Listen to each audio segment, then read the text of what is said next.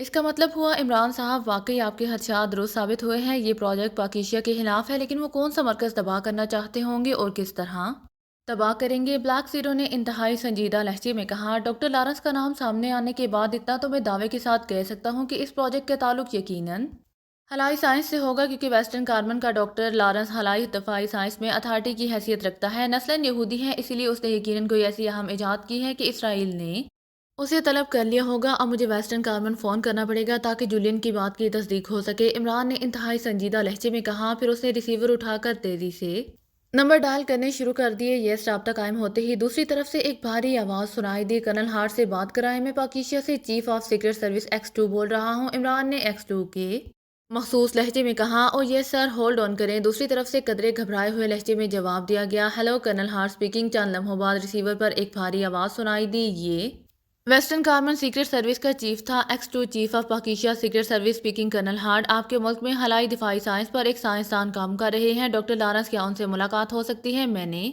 ایک اہم سائنسی فارمولے پر ان سے کچھ گفتگو کرنی ہے، عمران نے انتہائی سنجیدہ لہجے میں کہا۔ Mister X 2 very sorry, doctor Lawrence تو گزشتہ 1.5 سال سے غائب ہیں۔ 1.5 سال قبل وہ لیبارٹری سے اپنی شہری رہائش گاہ کی طرف جا رہے تھے کہ راستے میں غائب ہو گئے، اور پھر ہماری ہزار کوششوں کے باوجود آج تک ان کا پتہ نہیں چل سکا۔ ایک اور سائنسدان ہے، وہ بھی ڈاکٹر لارنس کے ہم پلہ ہیں، ڈاکٹر ریگزاگ، اگر آپ ان سے رابطہ قائم کرنا چاہیں تو میں بات کرا دوں۔ ویسے مسٹر ایکس 2، آپ سیکرٹ سروس کے چیف ہیں، پھر یہ سائنسی فارمولے سے آپ کی کیا دلچسپی؟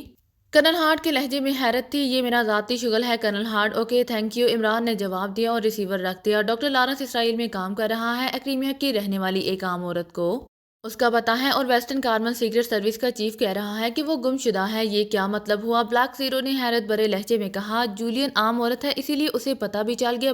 باتیں ایسی ہوتی ہیں جن کا پتہ عام لوگوں کو ہوتا ہے، لیکن خاص لوگ اس سے واقف نہیں ہو سکتے، یا یہ بھی ہو سکتا ہے کہ گمشدگی کا باقاعدہ ڈرامہ رچایا گیا ہو۔ بہرحال اب یہ بات طے ہے کہ اسرائیل ڈاکٹر لارنس کی مدد سے کوئی ایسا پروجیکٹ مکمل کر رہا ہے جو ایک ہفتے میں مکمل ہو جائے گا، اور اس کا مقصد کسی قسم کی ریز سے پاکیشیا کا کوئی اہم مرکز تباہ کرنا ہے۔ اور جہاں تک نواب مشرف مرزا کو کرنل ڈیوڈ کے بھیجے ہوئے ہاتھ سے پتہ چلتا ہے، یہ اہم مرکز یقیناً پاکیشیا کا ایٹمی ریسرچ مرکز ہے، جو ہمیشہ اسرائیل اور کافرستان کی نظروں میں کھٹکتا رہتا ہے۔ عمران نے انتہائی سنجیدہ لہجے میں بات کرتے ہوئے کہا، لیکن اب آپ کا کیا پروگرام ہے؟ بلیک زیرو نے ہونٹ کاٹتے ہوئے پوچھا۔ پروگرام ظاہر ہے، اس پروجیکٹ کو مکمل ہونے سے پہلے ختم کرنا پڑے گا، چاہے کچھ ہی کیوں نہ ہو جائے۔ مجھے ایک بار ٹیم لے کر اسرائیل جانا ہوگا، عمران نے دانت پیستے ہوئے کہا، لیکن ایک ہفتہ تو بہت کم مدت ہے، اسرائیل میں وہاں کی منصوبہ بندی میں ہی ایک ہفتہ گزر جائے گا۔ بلیک زیرو نے جواب دیتے ہوئے کہا، ہاں اگر منصوبہ بندی کی جائے تو، لیکن اب ہمارے پاس منصوبہ بندی کا وقت نہیں ہے، اسی لیے کوئی منصوبہ بندی نہیں کی جائے گی، بس ڈائریکٹ ایکشن لیا جائے گا، اور پھر ہم نہیں یا پروجیکٹ نہیں، عمران نے فیصلہ کن لہجے میں جواب دیتے ہوئے کہا۔ اس کا چہرہ جوش سے تمتما رہا تھا۔ ٹھیک ہے، اس صورتحال میں یہ فیصلہ بالکل صحیح ہے، لیکن عمران صاحب، اس مشن پر میں خود بھی کام کروں گا، یہ میرا بھی فیصلہ ہے، اور اگر آپ نے اسے تسلیم نہ کیا تو پھر میں خودکشی کر لوں گا۔ بلیک زیرو نے باقاعدہ بچوں جیسی ضد کا مظاہرہ کرتے ہوئے کہا، مارے گئے، بڑی مشکل سے ڈیڈی کو خودکشی سے بچایا تھا، اب تم خودکشی پر تل گئے ہو یار۔ بلیک زیرو، کہیں ہمارے ملک میں خودکشی کا مرض وبائی صورت تو اختیار نہیں کر گیا؟ عمران نے منہ بناتے ہوئے کہا، اب آپ میری بات کو مذاق میں نہ اڑائیں، میں سنجیدہ ہوں۔ بلیک زیرو واقعی بے حد سنجیدہ تھا۔ تو یہاں کون رہے گا؟ ہو سکتا ہے ہمیں وہاں کتنا وقت لگ جائے، اور وہاں نہ جانے کیا حالات پیش آئیں، عمران نے سنجیدہ لہجے میں کہا، یہ سوچنا آپ کا کام ہے، آپ ایکس 2 ہیں، بہرحال میں اس مشن میں ضرور حصہ لوں گا، اور حالی ہولی حصہ نہیں بلکہ بھرپور انداز میں۔ بلیک زیرو واقعی ضد پر اتر آیا تھا۔ اوکے، تم واقعی فارغ بیٹھے بیٹھے بور ہو چکے ہو، ٹھیک ہے، جولیا پیچھے رہے گی، اور اس کی مدد کے لیے نعمانی، صدیقی، چوہان اور ہاور کو ہم چھوڑ جائیں گے، یہ لوگ پیچھے کسی بھی مسئلے کو سنبھال سکتے ہیں، اور تم ایکریمیا میں ایکس 2 کے فورن ایجنٹ کے روپ میں ہمارے ساتھ اس مشن میں شامل ہوگے۔ تم سے پہلے ہم ایکریمیا پہنچ جائیں گے، ہم تمہیں وہاں سے ساتھ لے لیں گے، عمران نے رضامند ہوتے ہوئے کہا۔ او عمران صاحب، آپ واقعی گریٹ ہیں، آپ بے فکر رہیں، میں فورن ایجنٹ پامر کے روپ میں کوشش کروں گا کہ آپ کے اعتماد پر پورا اتروں، بلیک زیرو نے وفور مسرت سے کامتے ہوئے لہجے میں کہا۔ اوکے اب سنو، صفدر، کیپٹن شکیل اور تنویر، تینوں کو فوری طور پر تیار ہونے کا حکم دے دو، ٹائیگر، جوزف اور جوانا بھی ہمارے ساتھ جائیں گے، میں اس دوران ضروری انتظامات کر لوں گا، ہم کل صبح کی فلائٹ سے پہلے ایکریمیا جائیں گے، اور پھر وہاں سے سیدھے تل ابیب، براہ راست اور سیدھا کام جو ہوگا دیکھا جائے گا، تم آج رات ایکریمیا چلے جانا، عمران نے کہا، لیکن تل ابیب جا کر ہم نے کیا کرنا ہوگا؟ بلیک زیرو نے ہچکچاتے ہوئے پوچھا۔ یہاں سے گندے انڈے خرید کر لے جائیں گے، سنا ہے وہاں گندے انڈے اچھے بھاؤ بک جاتے ہیں، سیکرٹ سروس کو بڑا منافع ہوگا، عمران نے انتہائی طنزیہ لہجے میں کہا، اور اٹھ کر بیرونی دروازے کی طرف مڑ گیا۔ بلیک زیرو نے شرمندگی سے ایک بار پھر سر جھکا لیا۔ وہ اب دل ہی دل میں اپنے آپ کو کوس رہا تھا کہ آخر وہ کیوں اس طرح کی احمقانہ باتیں شروع کر دیتا ہے۔ بہرحال چند لمحوں بعد اس نے ٹیلی فون کا ریسیور اٹھایا اور جولیا کے نمبر ڈائل کرنے شروع کر دیے۔ تو آپ مسز جوناتھن ہیں اور آپ کا کہنا ہے کہ آپ کا شوہر ایکریمیا سے یہاں محکمہ دفاع میں ڈیپوٹیشن پر آیا ہوا ہے اور آپ اس سے ملنے آئے ہیں۔ کرنل ڈیوڈ نے سامنے کرسی پر بیٹھی ہوئی ایک بڑے بڑے جسم والی خوبصورت ایکریمین عورت کو غور سے دیکھتے ہوئے چبا چبا کر بات کرنے والے لہجے میں کہا۔ اسے تھوڑی دیر پہلے اطلاع ملی تھی کہ ایکریمیا سے آنے والی ایک عورت کو مشکوک سمجھ کر روک لیا گیا ہے اور اس نے یہ بیان دیا ہے اس عورت کو جی پی 5 کے ہیڈ کوارٹر پہنچانے کا حکم دیا گیا تھا۔ وہ آج کل بے حد محتاط ہو گیا تھا کیونکہ صدر مملکت نے نگرانی کے انتہائی سخت ترین آرڈر دے رکھے تھے اور اس عورت کے ہیڈ کوارٹر پہنچنے کی اطلاع ملتے ہی وہ اپنے دفتر سے اٹھ کر اس خاص کمرے میں آ گیا تھا جہاں اس عورت کو پہنچایا گیا تھا۔ میں نے جو کچھ کہا ہے درست کہا ہے۔ اگر آپ کو یقین نہیں آ رہا تو آپ تصدیق کرا سکتے ہیں، لیکن میں پہلے بھی اسرائیل آتی جاتی رہتی ہوں۔ آج سے پہلے تو میرے ساتھ ایسا سلوک نہیں کیا گیا۔ عورت نے ہونٹ چباتے ہوئے جواب دیا۔ پہلے آپ یقیناً پروگرام بنا کر آتی ہوں گی، لیکن اب آپ اچانک آ گئی ہیں، اسی لیے آپ کو مشکوک سمجھا گیا ہے۔ کرنل ڈیوڈ نے ساتھ کھڑے نائب سے ایک کاغذ لے کر اسے دیکھتے ہوئے کہا۔ او تو یہ بات ہے، لیکن جب کوئی عورت اپنے شوہر کی چوری پکڑنے آئے تو اسے اچانک ہی آنا پڑتا ہے۔ عورت نے سر ہلاتے ہوئے کہا۔ چوری پکڑنے کے لیے کیا مطلب؟ کرنل ڈیوڈ چوری کا لفظ سنتے ہی بری طرح اچھل پڑا۔ مجھے اطلاع ملی ہے کہ میرا شوہر یہاں کسی ویٹرس سے عشق لڑا رہا ہے، میں اسے چیک کرنے آئی ہوں۔ عورت نے ہونٹ چباتے ہوئے کہا۔ او اچھا، لیکن آپ کو کس نے اطلاع دی تھی؟ کرنل ڈیوڈ اب بات مزے لینے لگ گیا تھا۔ کالے چور نے دی ہوگی، آپ سے مطلب؟ میری بات سن لے، میں ایکریمیا کی معزز شہری ہوں، کوئی اسمگلر وغیرہ نہیں ہوں، اسی لیے آپ میرے ساتھ تمیز سے بات کریں۔ عورت نے غصے سے پھٹ پڑنے والے لہجے میں کہا۔ آپ جیسی عورت کے خاوند کو یقیناً کسی ویٹرس سے ہی عشق کرنا پڑتا ہوگا۔ جب آپ مجھے اتنا غصہ دکھا رہی ہیں تو اس غریب سے آپ کا سلوک کیسا ہوتا ہوگا؟ کرنل ڈیوڈ نے غصے کی بجائے ہنستے ہوئے کہا۔ Shut up! آپ کو معزز عورتوں سے بات کرنے کی بھی تمیز نہیں ہے، عورت نے انتہائی غصیلے لہجے میں کہا، لیکن دوسرے لمحے وہ بری طرح چیختی ہوئی کرسی سمیت نیچے فرش پر جا پڑی۔ کرنل ڈیوڈ کا زوردار تھپڑ اس کے منہ پر پڑا تھا۔ ڈیم فول، بکواس کرتی ہے، جانتی نہیں کہ میرا نام کرنل ڈیوڈ ہے؟ میں چاہوں تو تمہیں یہیں زندہ دفن کر دوں۔ کرنل ڈیوڈ نے غصے سے بھرے ہوئے لہجے میں کہا۔ تم نے مجھ پر ہاتھ اٹھایا ہے، اب تم دیکھنا کہ میں تمہارا کیا حشر کرتی ہوں۔ تم نے مجھے گالیاں دی ہیں، مجھے گھٹیا عورت سمجھ رکھا ہے اب تم نتیجہ بھگتنے کے لیے تیار ہو جاؤ۔ میرا شوہر اسرائیل کے صدر کے خاص پروجیکٹ پر کام کر رہا ہے اور میں اسرائیل کے صدر سے ابھی بات کرتی ہوں کہ میرا شوہر تو اسرائیل کے لیے کام کر رہا ہے اور اس کی بیوی کو گالیاں دی جاتی ہیں، تھپڑ مارے جاتے ہیں۔ عورت نے فرش سے اٹھتے ہوئے بری طرح چیختے ہوئے کہا۔ اسرائیل کے صدر کا خاص پروجیکٹ؟ کیا مطلب؟ کیا کہنا چاہتی ہو تم؟ کرنل ڈیوڈ نے اس عورت کی بات سن کر بری طرح چونک کر کہا۔ اب جو کچھ میں کہوں گی صدر سے کہوں گی، تم میری بات صدر سے کراؤ۔ عورت نے منہ بناتے ہوئے جواب دیا۔ اسی لمحے پاس پڑے ہوئے ٹیلی فون کی گھنٹی بج اٹھی اور کرنل ڈیوڈ نے چونک کر ریسیور اٹھایا۔ یس، کرنل ڈیوڈ نے انتہائی کرخت لہجے میں کہا۔ راجر بول رہا ہوں جناب۔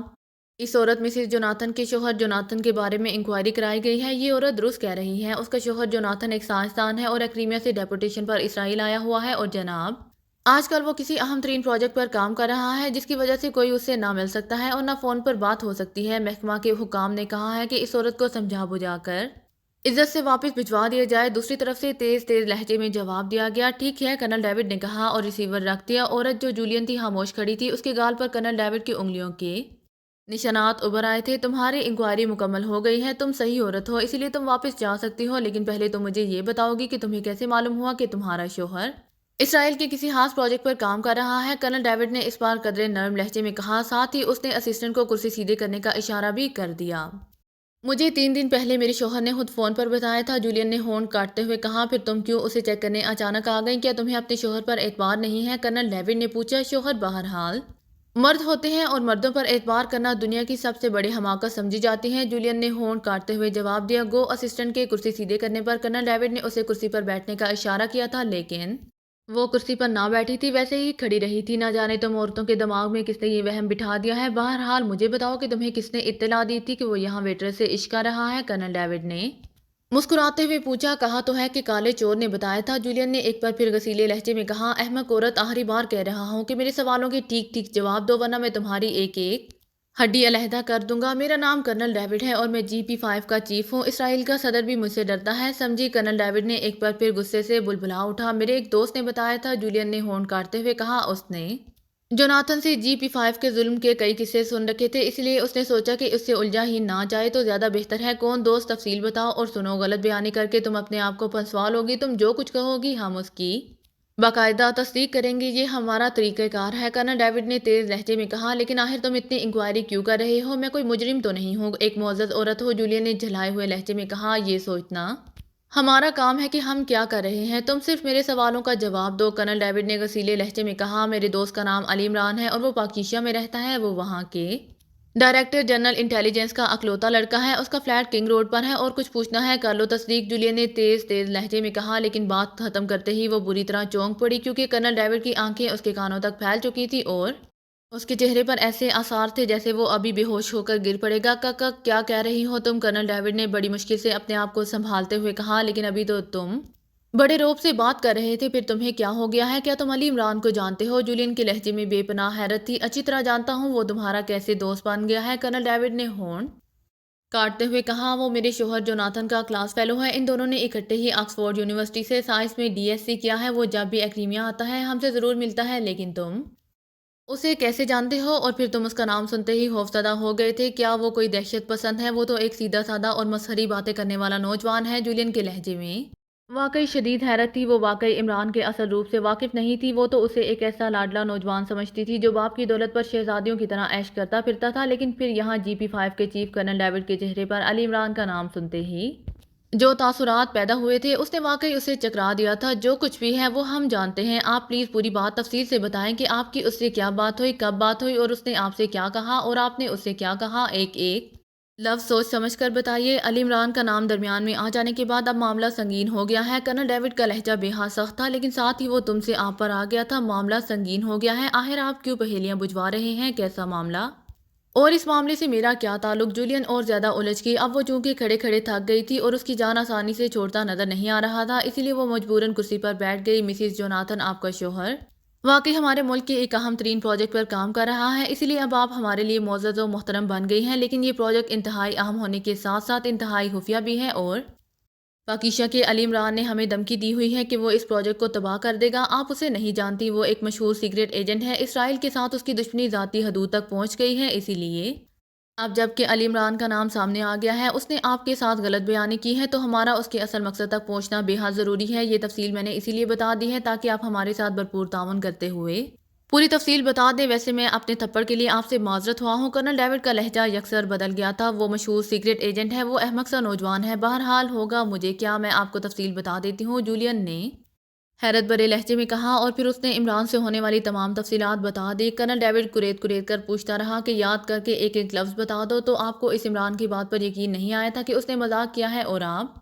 تحقیقات کرنے کے لیے خود چلی آئیں؟ کرنل ڈیوڈ نے ساری تفصیل پوچھ لینے کے بعد کہا۔ اس نے فون کرنے کا کوئی واضح مقصد نہیں بتایا تھا، بس اس بات پر میں کھٹک گئی اور مجھے شک پڑ گیا کہ ہو سکتا ہے اسے صحیح اطلاع ملی ہو اور اس نے پہلے تو ہمدردی کے طور پر مجھے بتایا ہو، لیکن پھر اسے ٹال گیا ہو، اسی لیے میں سارے کام چھوڑ کر یہاں آ گئی، جولین نے جواب دیا۔ تو پھر آپ نے عمران کو بتا دیا کہ یہ پروجیکٹ پاکیشیا کے خلاف ہے اور مرکز ریس سے تباہ کیا جائے گا، اور ڈاکٹر لارنس اس پروجیکٹ پر کام کر رہا ہے۔ آپ نے اسرائیل پر نادانستگی میں بے حد ظلم کیا ہے، بہرحال اس میں آپ کا قصور نہیں تھا، اور ہم کبھی سوچ بھی نہیں سکتے تھے کہ جس پروجیکٹ کو اس قدر خفیہ رکھا جا رہا ہے، اس کی اہم باتوں سے آپ جیسی عام عورت واقف ہے۔ مجھے اب صدر صاحب سے براہ راست بات کرنی پڑے گی، کرنل ڈیوڈ نے کہا، اور پھر ٹیلی فون کا ریسیور اٹھا لیا۔ یس سر، دوسری طرف سے آپریٹر نے پوچھا۔ پریزیڈنٹ ہاؤس کال ملواؤ، صدر صاحب سے میں براہ راست بات کرنا چاہتا ہوں، موسٹ ایمرجنسی بات ہے، کرنل ڈیوڈ نے کہا اور ریسیور رکھ دیا۔ اب مجھے کیا معلوم تھا کہ عمران ایسا آدمی ہے، جولین نے ہونٹ کاٹتے ہوئے کہا۔ اب وہ اس وقت کو کوس رہی تھی جب وہ یہاں آ گئی تھی، لیکن ظاہر ہے اب وہ اس عجیب و غریب چکر میں ملوث ہو گئی تھی، اسی لیے وہ مجبور تھی۔ چند لمحوں بعد ٹیلی فون کی گھنٹی بج اٹھی اور کرنل ڈیوڈ نے جلدی سے ریسیور اٹھا دیا۔ چند منٹ بعد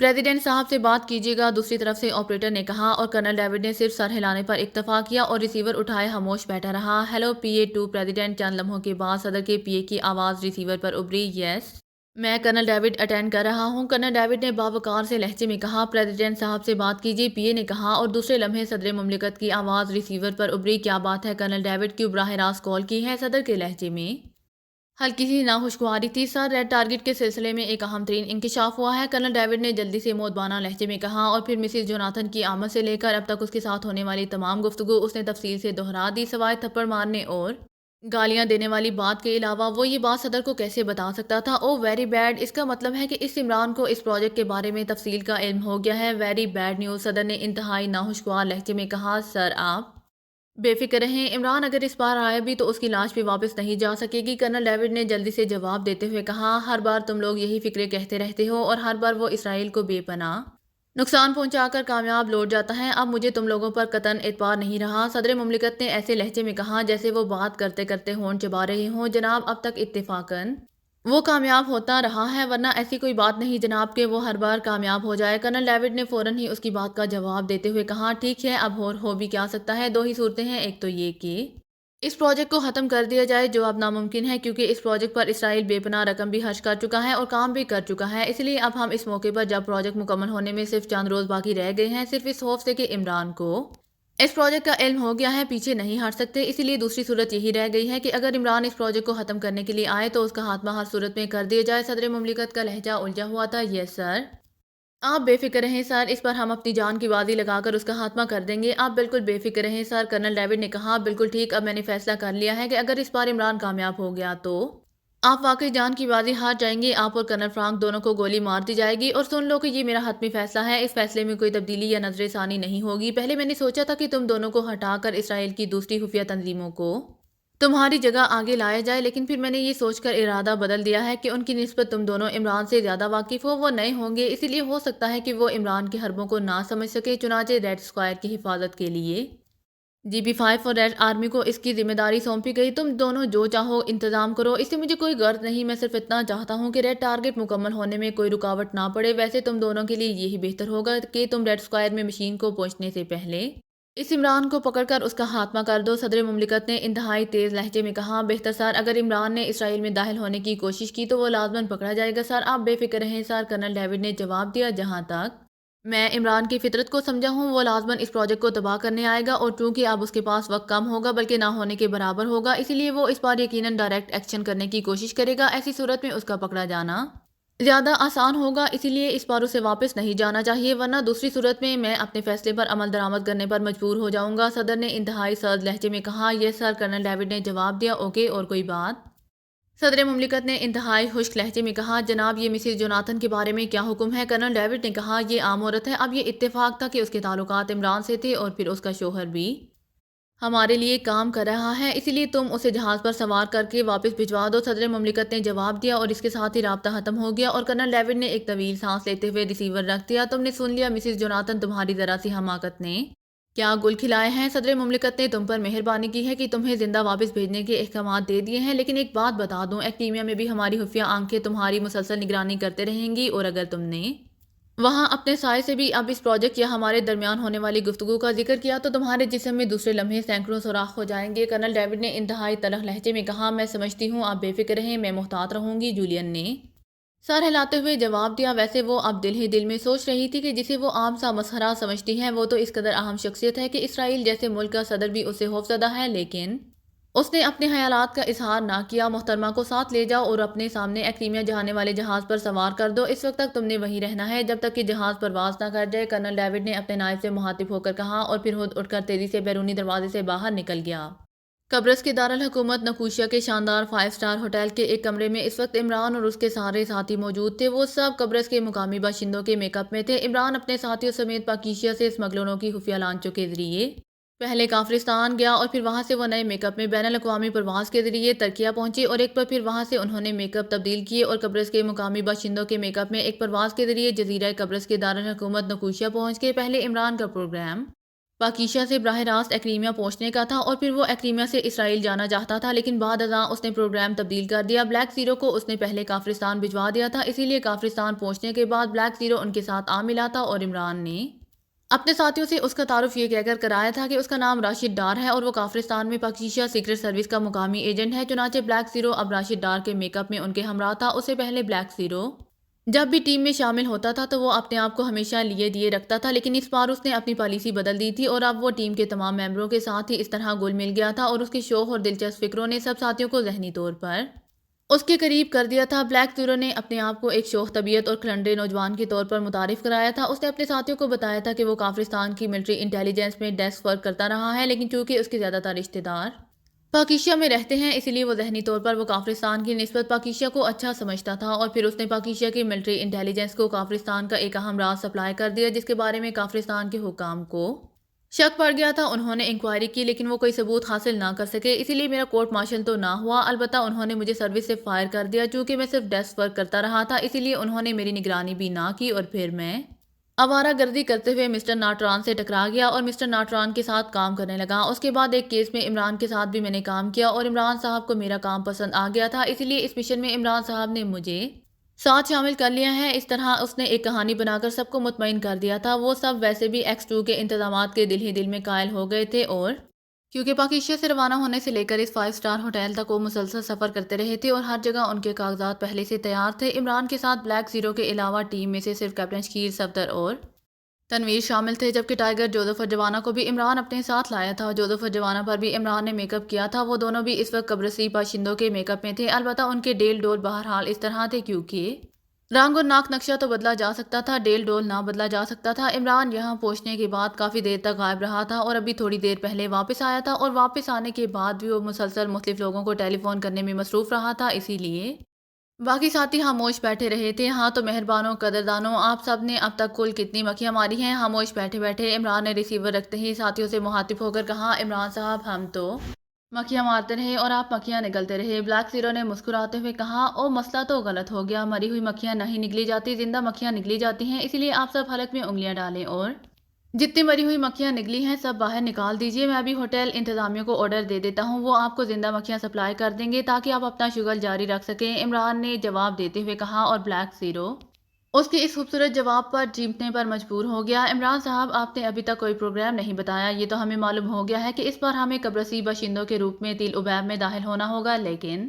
وہاں پہنچ کر ہم نے کیا کرنا ہے؟ صفدر نے سنجیدہ لہجے میں کہا، تل عبیب کے ایئرپورٹ پر اترتے ہی ہم مشین گنیں بغلوں سے نکالیں گے اور پھر انہیں مسلسل چلاتے ہوئے سیدھے پریزیڈنٹ ہاؤس پہنچیں گے، وہاں پریزیڈنٹ کو گولی مار کر اسی طرح واپس ایئرپورٹ اور وہاں سے یہاں آ کر اطمینان سے مکھی ڈش کھائیں گے۔ عمران نے منہ بناتے ہوئے جواب دیا، آپ مذاق چھوڑیں، سیدھی بات کریں۔ X2 نے اس مشن کے متعلق جس قدر ہمیں بریف کیا ہے، اس سے تو ظاہر ہوتا ہے کہ ہمارے پاس انتہائی کام وقت ہوگا، لیکن ہم نے اس کام وقت میں کرنا کیا ہے؟ آخر کوئی لائے عمل تو آپ کے ذہن میں بھی ہوگا۔ صفدر نے اسی طرح سنجیدہ لہجے میں کہا، پہلے کبھی اس نے بتایا ہے کچھ جو آپ بتائے گا تم؟ ہاں اپنا دماغ کھپا رہے ہو؟ تنویر نے برا سا منہ بناتے ہوئے کہا، نہیں، میری چھٹی حس کہہ رہی ہے کہ یہ مشن انتہائی اہم اور خطرناک ہے، اسی لیے ہمیں اس بارے میں پوری تفصیلات کا علم ہونا چاہیے۔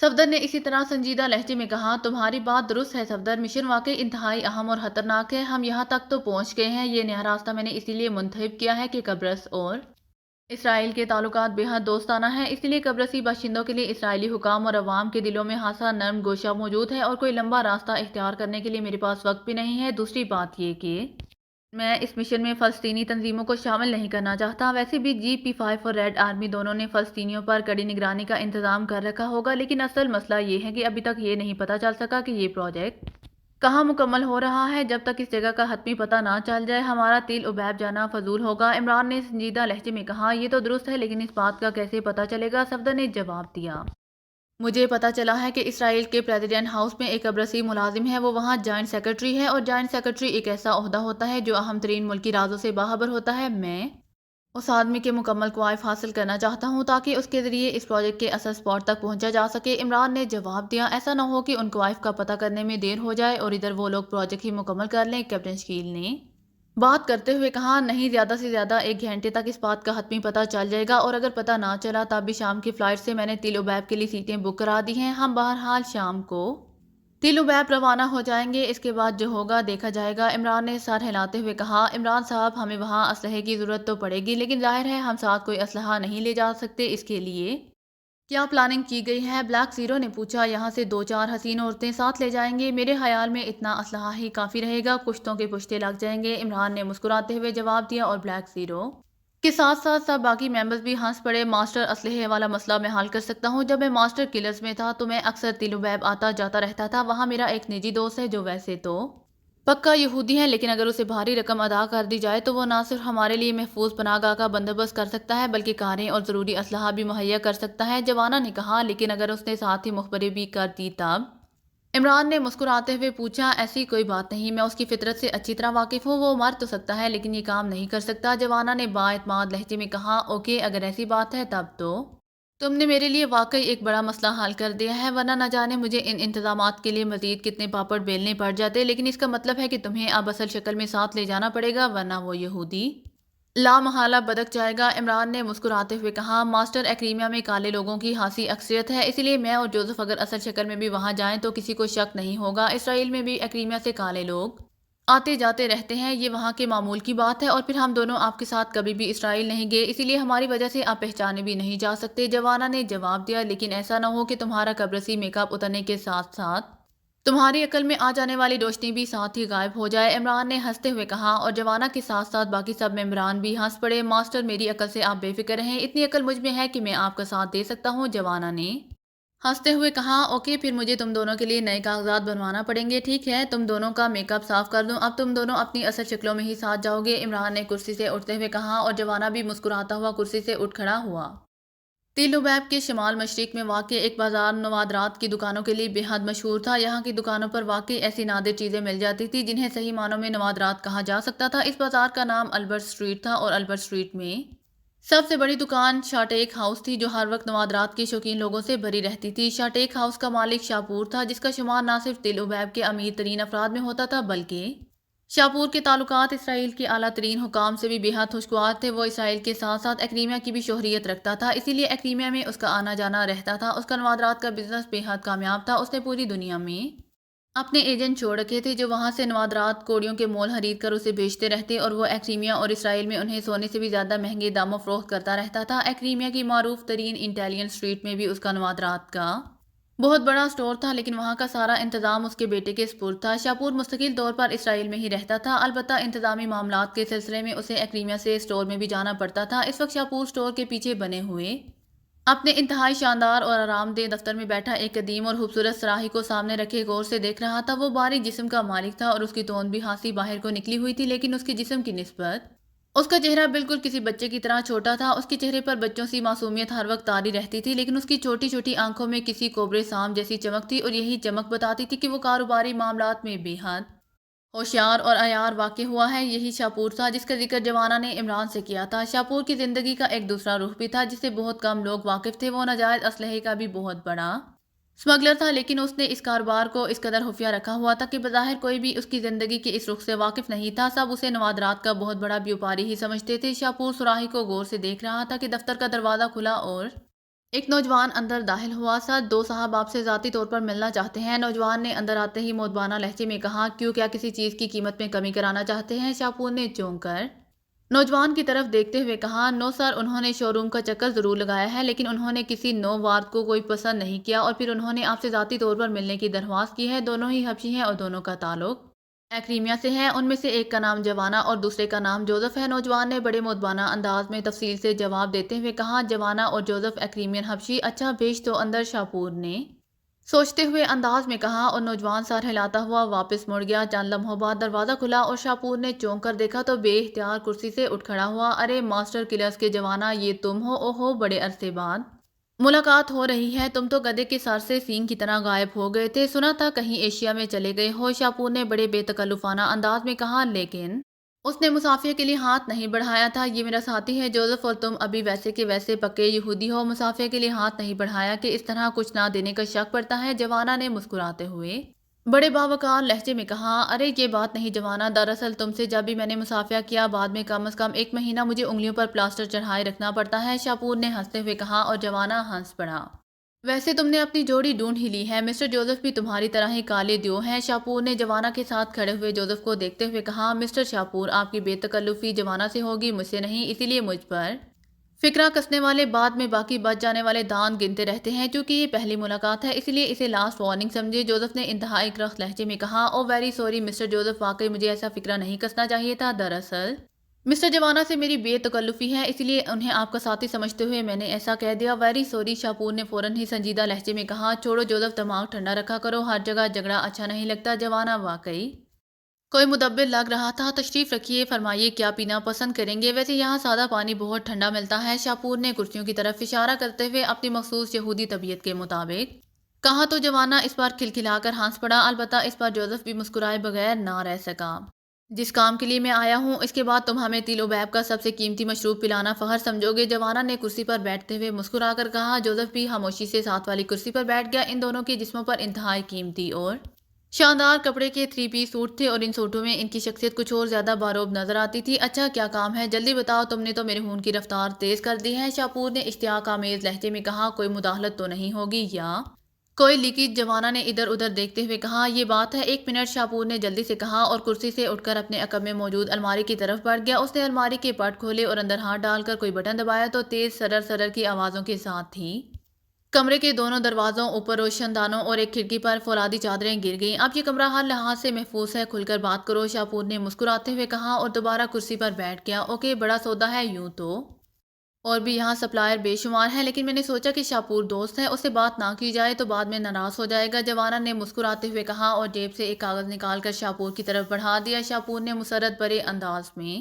کاغذ اس کے ہاتھ سے جپٹا اور پھر اس کی نظریں تیزی سے اس پر پھسلنے لگیں۔ یہ کیا ہے؟ کیا یہاں مستقل اڈا جمانا ہے جو تہخانوں اور خفیہ راستوں والی کوٹھی، 3 8 سلنڈر، نئی کاریں لینا چاہتے ہو اور یہ میک اپ کا اس قدر جدید سامان اور یہ اسلحہ، ارے خدا کی پناہ، اس قدر جدید ترین اسلحہ اور یہ ٹرانسمیٹر بھی انتہائی جدید قسم کے ہیں۔ شاپور کے چہرے پر بے پناہ حیرت امڑ آئی۔ میں تو درمیانی آدمی ہوں، دونوں طرف سے کمیشن لینے والا، تم بات کرو، سپلائی کر سکتے ہو یا کسی اور سے بات کروں، جوانا نے انتہائی خشک لہجے میں کہا۔ سپلائی تو ہو سکتی ہے لیکن اس میں کافی دن لگیں گے، ایکریمیا سے مال منگوانا پڑے گا، لیکن اس پر خرچہ کافی لگ جائے گا، شاپور نے اپنی مخصوص طبیعت کے مطابق خالصتاً کاروباری انداز میں جواب دیتے ہوئے کہا۔ اگر ایسی بات ہے تو کاغذ واپس دو اور سادہ پانی پلواؤ، ہمارے پاس زیادہ وقت نہیں ہے، صرف 2 گھنٹوں کے اندر سب کچھ چاہیے، ادائیگی نقد ہوگی، مگر تم تو کئی دنوں کی بات کر رہے ہو، واپس دو کاغذ، جوانا نے خشک لہجے میں کہا۔ ارے ارے، چھری تلے دم لو، اب اس قدر بھی کیا جلدی ہے، 2 گھنٹے تو اس طرح کہہ رہے ہو جیسے تم نے ہفتہ پہلے آرڈر دے رکھا ہو، اب میں سب کچھ تیار کر کے تو رکھ نہیں سکتا تھا، جتنی بھی جلدی کیوں نہ کی جائے، بہرحال 2 3 دن تو لگ ہی جائیں گے، لیکن خرچہ ڈبل ہو جائے گا، شاپور نے جلدی جلدی جواب دیتے ہوئے کہا۔ لیکن